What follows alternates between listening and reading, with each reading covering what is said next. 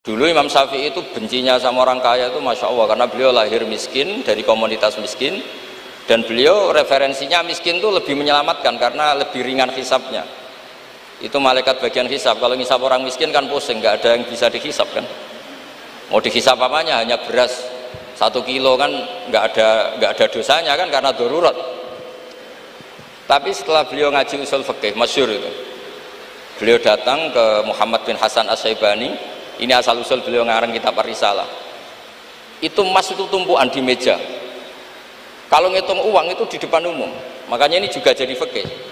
Makanya menurut saya kiai-kiai itu kalau ngitung uang banyak kesunatannya di depan umum, biar orang nggak kepikiran nyalami template. Karena uang kiainya sudah banyak. Itu Muhammad bin Hasan As-Syaibani itu kalau ngitung uang di ruang tamu. Imam Syafi'i ini penguatan terhadap nama Ar-Risalah punya Aina, karena Ar-Risalah itu nama kitab Imam Syafi'i paling melegenda. Kenapa engkau mengumpulkan uang sebanyak ini? Engkau orang alim. Biasanya orang alim itu gak suka uang, gak suka harta. Terus Muhammad bin Hasan As-Syaibani ini guru kedua, termasuk guru kesekian lah dari Imam Syafi'i. Oh berarti saya orang alim, orang soleh gak punya uang. Iya, orang alim biasanya gak punya. Sudah tak kasihkan orang fasik biar dipakai dugem, dipakai main perempuan, dipakai judi. Jangan, pakai jenengan saja. Kalau orang soleh nanti manfaat.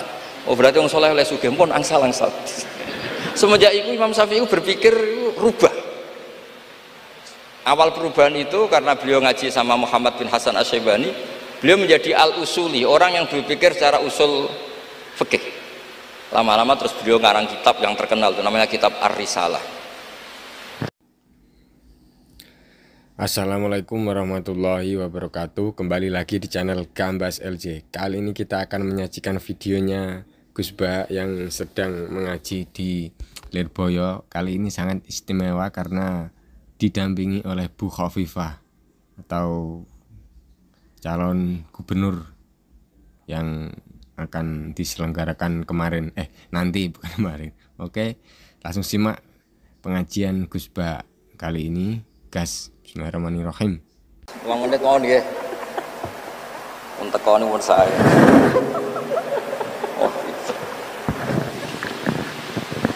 Assalamualaikum warahmatullahi wabarakatuh. Waalaikumsalam warahmatullahi wabarakatuh. Bismillahirrahmanirrahim. Alhamdulillahirabbil alamin wassalatu wassalamu ala asyrofil mursalin sayyidina maulana Muhammadin wa ala alihi washabihi asma'in nama ba'du. Enggang sangat kula hormati guru kita bersama Kiai Haji Anwar Mansur, Kiai Haji Abdullah Kafabi Mahrus, Kiai Haji Abdul Hakim, Kiai Haji Anim, Kiai Haji Zamzamis, dan ingkang kula hormati Bunyai Aina Ma'ruf ingkang kula hormati, wonten Gubernur Jawa Timur Bu Khofifah, sedanten Bunyai ingkang kula hormati. Niki kula sekedar dugi niku pun dadi anak yang berakhlak karimah. Terus kula mboten perlu nyampe nama itu kata-kata teko tok niku pun saleh pol mriki diutus ning Aina lewat Gus Subab. Gus Subab niku putrane Mbah Mun. Terus kalau diteror satu orang ndak mandi ya 2 orang. Semua niku kabeh ditelponi dulur kula, Gus kula. Waduh. Sing dereng ditelepon malaikat Jibril mawon. Untuk memaksa kula hadir. Kalau mau matur Bu Khofifah, kalau niku hanya mau undangan orang sepuh. Ternyata orang sepuh itu banyak. Teng Mbah Hamid Pasuruan sepupu Mbah kula, teng mriki gurune Mbah Maimun. Terus riyen Mbah Mun ngaji teng Lirboyo. Terus keluarga Lirboyo kadose memanfaatkan hak maksa. Kalau cerita sing ringan-ringan mawon bahwa benar Bu Khofifah tadi, berkah itu dimulai dari hal-hal sekeliling kita. Tapi karena saya sebagai kiai menekuni fikih perempuan. Dulu itu ada Bahsul Masail begini Bu Khofifah, agak Bahsul Masail itu agak benar, tapi ya benar. Gimana hukumnya polisi dari perempuan, atau gimana hukumnya wanita jadi polisi. Nah ini Bu, Neng Aina nggak usah Bahsul Masail, langsung eksekusi, langsung meraktekkan. Itu hampir semua musyawirin bilang haram karena polisi itu wilayah lelaki karena nangani penjahat, nangani kriminal. Tapi ada kiai yang agak unik, mungkin termasuk kita yang unik itu Pak Yai, kalau bandar narkoba itu kadang pengedarnya perempuan dan kadang disembunyikan di tempat yang nggak boleh tersentuh lelaki. Kalau semua polisi lelaki itu gimana itu solusinya? Walhasil terus Kiai itu bilang ya udah boleh gitu. Terus karena nggak kebayang kan, misalnya disembunyikan di tempat-tempat tertentu kemudian polisinya itu cowok. Semenjak itu terus ada maklum kalau polisi itu dari perempuan. Saya tidak tahu Arisalah ngirimkan yang diterima di Akpol itu berdasar fikih itu apa enggak, tidak tahu. Tahu yang jelas itu ada fikihnya juga. Jadi makanya mendengar itu penting, karena barokahnya mendengar itu kita menjadi tahu cara pandang orang lain. Dulu itu orang mengira kalau kiai besar diundang di musola kecil gak datang itu dulu dikira keangkuhan. Tapi semenjak ada sudut pandang, terus niki sekaligus hormat nama Ar-Risalah. Ar-Risalah itu nama kitab Imam Syafi'i paling terkenal. Jadi beliau itu diminta menulis kaidah usul fikih untuk kajian fikih. Yang meminta namanya Abdurrahman bin Mahdi. Ya, ini tadi saya juga memberi hadiah sama Gus Sofa sama Gus Alawi kitab Ar-Risalah. Kemudian ditulis tebel sampai sekitar 700 halaman, namanya kitab Ar-Risalah. Di situ ada kaidah-kaidah cara menganalisis Quran dan hadis. Dan itu berkahnya Masya Allah, akhirnya fikih kita tidak fikih harfiah, tapi fikih yang benar-benar bisa menjawab tantangan zaman. Di antara yang paling terkenal misalnya ibu saya itu namanya Yohanit, persis tabarruk sama namanya ibunya Nabi Musa. Khilah ya. Di fikih itu ada kitabul khilah, bab merekayasa hukum. Jadi Nabi Musa kita tahu itu Nabi Musa. Setelah itu Nabi Musa kecil disusui siapa aja nggak mau. Ini cerita kecerdasan perempuan zaman itu sudah cerdas. Jadi sebelum sekolah Ar-Risalah juga ada yang cerdas ya. Terus gini ibu Nabi sinten Musa. Itu cerdas sekali. Dia minta saudaranya supaya meneliti ini larungan Nabi Musa sampai mana. Singkat cerita ngerti kalau itu ditemu Fir'aun. Ketika cari perempuan yang menyusui, tidak ada yang mau Nabi Musa. Wa harramna 'alaihil maradi, semuanya menolak. Singkat cerita, saudaranya ini bilang, hal adulluka ala ahli baiti yakfulunahu lakum. Ini saya tunjukkan keluarga yang mungkin susuannya pas dengan Nabi Musa, dengan Musa kecil. Lalu pengawal-pengawal Fir'aun itu curiga, loh kok tahu? Sebab itu untuk menghilangkan curiga, dia bilang, tapi mintanya bayaran itu tinggi. Jadi berkahnya minta bayaran itu malah dikira ini benar-benar orang lain, karena kalau ibunya sendiri pasti tidak minta bayaran. Jadi ini cerita, jadi mulai dulu perempuan itu pintar ngerekayasa. Ya agak ruwet nih. Jadi kita ini partai-partai yang kalah sama ibu, kalah sama apa saja lah, sama Bu Nyai. Kalau santri ditanya takut mana Bu Nyai sama Pak Yai, mesti jawabannya takut Bu Nyai. Itu ijma, itu sudah ada ijma. Karena kiai itu lebih sabar itu. Kalau kata Bu Nyai enggak, kiai itu lebih pelupa. Jadi kalau ada masalah gampang lupa. Akhirnya karena bayar itu terus enggak curiga. Enggak curiga kalau itu ibu aslinya Nabi Musa. Akhirnya ibunya Nabi Musa dapat dua nikmat. Dia ketemu putranya sekaligus dapat uang dari Fir'aun.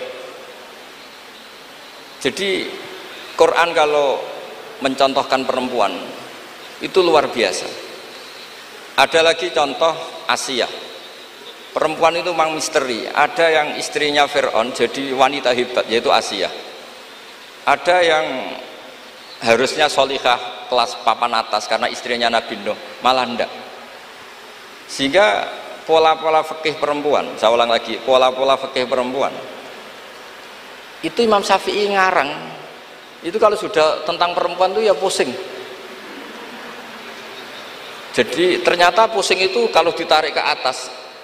Itu dulu Rasulullah itu menghadapi Aisyah sama Fatimah itu ya pusing. Itu kalau Halah datang, Halah itu saudaranya Khadijah. Itu kalau datang itu betapa hormatnya Rasulullah. Makasih kamu datang mengingatkan pada Sayyidah Khadijah, pada Khadijah gini-gini. Itu Sayyidah Aisyah cemburu. Kenapa engkau mengingat Khadijah terus, padahal Allah sudah mengganti yang lebih cantik daripada yang sudah tua. Pokoknya menyebut ajus, ajus itu tua, yaitu Khadijah. Gantian Sayyidah Fatimah yang tersinggung karena ibunya disebut ajus, tua. Nabi itu cara ngelola dua wanita ini, yang satu bangga dengan kecantikannya dan keperawanannya, dan Sayyidah Fatimah tertekan karena ibunya jadi korban, yaitu dianggap sepuh. Itu Nabi cara menyelesaikan itu unik. Bilang gini, Fatimah, kamu bilang ke Aisyah, sehebat-hebatnya kamu itu perawan dapat duda, sementara ibuku janda dapat Joko. Terus mulai dulu ya kebanggaannya Rondo untuk Joko, itu mulai dulu. Tapi ini cerita, jadi ngelola perempuan itu ribet. Jadi kalau terlalu ke Aisyah, Sayyidah Fatimah cemburu. Kalau terlalu ke Sayyidah Khadijah, Sayyidah Aisyah cemburu. Jadi ya nggak ada solusinya memang. Jadi kalau kiai ngaji fiqhul mar'ah itu, fiqhul nisa itu nggak ada selesainya. Kata Nabi, khuliqat min dila'in a'wad, didesain dari iga yang bengkok. In dhahabta tuqimuhu kasartah, kalau kamu memaksa lurus patah, kalau kamu biarkan tetap bengkok. Ya kalau jalan harus bengkok ya biar bengkok aja, tidak usah dipaksa nopo lurus. Terus kalau suwun terutama teng Gus Sofa, Gus Alwi, teng putra-putra neng Aina, Ar-Risalah itu menjadi inspirasi hukum. Dulu zaman Imam Ghazali ada orang pamit mau jadi ahli fikih. Sama Imam Ghazali nggak boleh, udah kamu jadi dokter saja. Terus ditanya, kenapa engkau sebagai ulama kok malah fatwa saya jadi dokter? Kata beliau, banyak negara Islam yang karena nggak ada yang belajar dokter harus berobat ke dokter yang non Muslim. Begitu juga di dunia ekonomi, di dunia politik dan seterusnya dan seterusnya. Jadi itu yang dikenal dengan usul fikih. Dulu Imam Syafi'i itu bencinya sama orang kaya itu Masya Allah, karena beliau lahir miskin dari komunitas miskin. Dan beliau referensinya miskin itu lebih menyelamatkan karena lebih ringan hisabnya. Itu malaikat bagian hisab. Kalau ngisab orang miskin kan pusing, nggak ada yang bisa dihisab kan. Mau dihisab apanya, hanya beras 1 kilo kan nggak ada dosanya kan karena darurat. Tapi setelah beliau ngaji usul fikih masyhur itu, beliau datang ke Muhammad bin Hasan As-Syaibani. Ini asal usul beliau ngarang kitab Ar-Risalah. Itu emas itu tumpuan di meja. Kalau ngitung uang itu di depan umum, makanya ini juga jadi fikih. Makanya menurut saya kiai-kiai itu kalau ngitung uang banyak kesunatannya di depan umum, biar orang nggak kepikiran nyalami template. Karena uang kiainya sudah banyak. Itu Muhammad bin Hasan As-Syaibani itu kalau ngitung uang di ruang tamu. Imam Syafi'i ini penguatan terhadap nama Ar-Risalah Bunyai Aina, karena Ar-Risalah itu nama kitab Imam Syafi'i paling melegenda. Kenapa engkau ngumpulkan uang sebanyak ini? Engkau orang alim. Biasanya orang alim itu gak suka uang, gak suka harta. Terus Muhammad bin Hasan As-Syaibani ini guru kedua, termasuk guru kesekian lah dari Imam Syafi'i. Oh berarti saya orang alim, orang soleh gak punya uang. Iya orang alim biasanya gak punya. Sudah tak kasihkan orang fasik, biar dipakai dugem, dipakai main perempuan, dipakai judi. Jangan, pakai jenengan saja. Kalau orang soleh nanti manfaat. Oh berarti orang soleh oleh sugih pun angsal. Semenjak itu Imam Syafi'i berpikir rubah. Awal perubahan itu karena beliau ngaji sama Muhammad bin Hasan As-Syaibani, beliau menjadi al-usuli, orang yang berpikir secara usul fikih. Lama-lama terus beliau ngarang kitab yang terkenal itu namanya kitab Ar-Risalah. Terus nama Risalah itu semoga nama yang tidak main-main, benar-benar nama yang mencerminkan keilmuan yang dalam. Karena di kitab Ar-Risalah itu Imam Syafi'i benar-benar menganalisis cara al-istimbat minal kitabi was sunnah. Ya, terus beliau kalau ditanya masyhur itu ya, apa dalilnya perempuan misalnya mimpin, beliau cerita, ini wajadtum ra'atan tamlikuhum wa utiyat min kulli syai'. Semuanya itu ada dalil. Meskipun nanti ada aturan-aturannya, tapi Imam Syafi'i itu begitu fasih. Dan ini bisa kita lihat kalau kita belajar kitab Ar-Risalah, karena logika yang dibangun kayak tadi. Boleh nggak perempuan jadi polisi? Pertama pilihannya pasti tidak boleh, karena ada wilayah-wilayah yang ekstrim, takut diperkosa, takut mengalami pelecehan seksual macam-macam. Tapi ketika pertanyaannya dibalik, ketika kejahatan ada yang bentuknya nyuwun sewu pemerkosaan dan harus dites, terbukti tidak diperkosa apa enggak, apa-apa. Terus kalau polisinya lelaki semua itu gimana ya? Begitu juga dokter kandungan, dulu tuh geger, dokter kandungan tuh boleh nggak dari lelaki, geger. Tapi setelah Basul Masail didatangkan dokter kandungan, itu dari 10 yang tes, itu yang lulus lelaki semua, yang perempuan nggak lulus. Karena ketika melihat pendarahan, si perempuan ini kaget terus pingsan. Akhirnya yang dablek-dablek ini yang lulus jadi dokter. Nah, akhirnya terus mulai ahli fikih itu mikir dari penjelasan tadi. Apalagi kalau menunggu lama, terus jaraknya jauh, dia harus ke tempat prakteknya malam-malam. Kan kadang bayi juga mintanya lahir setengah 2 dini hari. Nah, itu kan juga repot itu kalau singkat cerita akhirnya mau tidak mau ahli fikih ini mendengar dengan kondisi-kondisi seperti itu. Lagi-lagi jawabannya di kitab Ar-Risalah. Jadi kitab Ar-Risalah itu kitab di mana Imam Syafi'i itu berargumen. Sama seperti tadi, kiai besar diundang di musola kecil itu kalau nggak datang, dulu dianggap sombong. Mentang-mentang sudah besar diundang musola kecil nggak mau. Tapi setelah ada fikih itu, pikirannya dibalik. Wong jatah kiai cilik kok dijupuk yo. Nah itu kalau toko-toko besar boleh di kampung-kampung kan kasihan yang ibu-ibu pedagang. Nah sekarang kalau kiai besar, payune kiai desa pendak manakipan ae sing kiai ini teko, kiai gede. Apa dadi lakone ra sida kan begitu. Wong saya berkali-kali ngalamin tuh, kalau saya nggak datang di acara-acara gitu, mesti kiai kampungnya matur nuwun Gus jenengan gak teko, muga teko.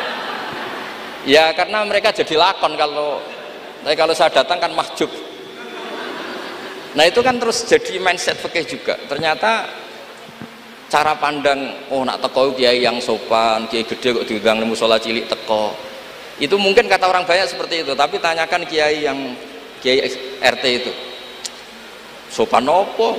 Jupuk rezekine wong kan begitu.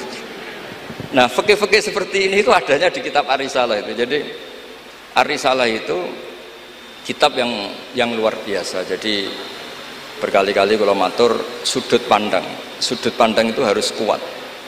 Ya, sudut pandang itu harus kuat. Ya tadi, misalnya Imam Sa'roni dulu itu ditanya, kenapa engkau sekarang suka jadi orang kaya padahal dulu anda senang jadi orang miskin? Beliau cerita ada ulama ditanya seperti itu terus ngendikan li'afu zabilat datil khitab, supaya saya kalau ada khitabnya Allah itu tidak ngenes. Khitab apa? Wa anfiku fisabilillah, kamu harus berderma di jalan Allah. Uang saja tidak punya kok disuruh berderma, supaya kalau baca Quran itu tidak ngenes teman-teman itu. Misalnya baca itu bi amalikum, saya tidak punya harta. Ya semuanya walhasil saya minta lah, baru karena kitab Ar-Risalah itu yang miskin dia seneng karena nanti tidak ada hisab, yang kaya juga seneng karena lebih manfaat pada orang banyak, yang nggak jabat ya seneng karena meringankan hisab, yang jabat seneng karena pahalanya banyak karena ngurus orang nopo banyak. Kalau nu aslinya terkenal ini bukan seneng, nanti saat ini kalau bukan nanti ngurus median bukan nanti pasrah pangeran sebuah urusan. Tapi dongo menolak itu bukan wani kalau pangeran. Mereka engko nak sing wong carane ngaji gratisan nggih liwat wong koyo kula-kula ngeten iki. Karena kalau yang terkenal itu semuanya matre, itu juga repot umat. Tapi nak kula terkenal kula ya repot. Wis la haula wala quwata illa billah wa hasbunallahu wa ni'mal wakil. Jadi kula suwun niki memang diminta ngaji ilmiah nggih. Kula minta pondok ini harus menjadi pondok ilmiah. Yaitu misalnya ada dokter yang muslim, muslimah, soleh, solihah, anggap saja itu awal dari praktek islami di dunia kedokteran. Misalnya di kepolisian juga sama, di birokrasi juga sama, karena berkahnya hidup itu kalau dikawal orang soleh. Wa maka nawau li'adzibahum wa anta fihim. Komunitas yang tidak soleh, ada satu saja yang soleh. Soleh itu bisa materinya karena soleh, kayak para habaib atau Rasulillah, atau soleh karena perilakunya, atau soleh karena keinginannya. Itu semuanya berkah menjadikan azab ini tidak turun. Wa maka Allah liyu'adzibahum wa anta napa fihim. Terus kula mboten saged matur kata-kata, wong kula teko tok pun sopan, pun gajaran kula pun kathah niku pun. Kula nak ngaji di rumah pakai kitab itu bisa 2 jam, bisa 3 jam. Tapi kalau ngaji seperti ini itu kan koyok kedikte gitu. Temanya diatur, jamnya diatur. Saya itu kiai yang paling pantangan diatur, tapi karena kalah sepuh ya sudah, jadi ganjaran ngaji ini tidak ilmiahnya tapi tawaduk saya gitu. Mugi barokah tawaduk niki kula nggih untuk barokah Pondok Lirboyo ngoten mawon. Assalamualaikum warahmatullahi wabarakatuh. Alhamdulillahirabbil alamin. Kita sudah bisa menyaksikan dengan sangat jelas dari Gus Bahaudin Nur Salim atau pengajiannya yang membahas kitab Ar-Risalah dengan tema tentang perempuan, dan juga ada membahas kaya dan miskin. Dan Imam Syafi'i setelah ketemu dengan ulama yang sangat kaya itu bisa menjadi pelajaran buat Imam Syafi'i untuk memperluas keilmuan dan mengarang kitab Ar-Risalah atau sebagai rujukan-rujukan yang akan ditulis di kitab Ar-Risalah. Semoga dengan yang disampaikan oleh Gus Bah kita bisa mengambil hikmah atau mengambil ilmu yang semoga kita bisa terapkan sedikit demi sedikit di kehidupan kita. Oke, semoga Indonesia tetap maju dan juga Nahdlatul Ulama juga kiai-kiainya juga tetap maju.